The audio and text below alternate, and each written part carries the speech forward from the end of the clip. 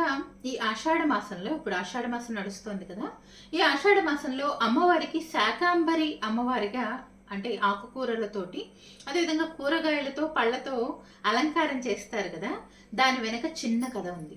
అదేంటంటే హిరణ్యాక్షుడి వంశం వాడైనటువంటి రురుకుమారుడు అనేటటువంటి రాక్షసుడు బ్రహ్మదేవుడి కోసం ఘోర తపస్సు చేసి బ్రహ్మదేవుడి చేత అనేక వరాలు పొందాడు.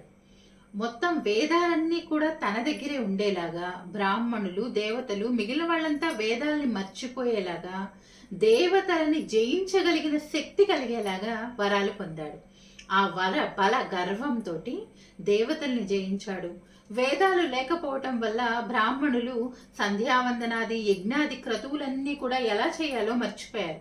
దాంతో భూమండలం అంతా కూడా భయంకరమైన అనావృష్టి, వర్షాలు కురవట్లేదు, కరువు కాటకాలు ఏర్పడ్డాయి.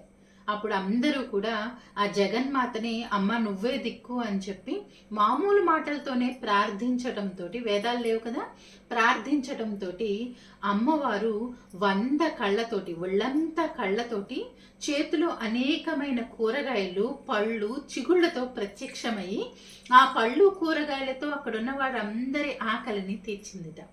అంతేకాకుండా కళ్ళు ఉన్నాయని చెప్పుకున్నాం కదా, ఒళ్ళంతా ఆ కళ్ళతో నీటి ధారలని కురిపించి ఆ నీటి ధారలతో మళ్ళీ మొక్కలు వచ్చేలాగా చేసిందిట. అందుకని అప్పటి నుంచి అమ్మవారిని కూరగాయలతో అలంకరించడం ఒక ఆచారంగా ఏర్పడింది.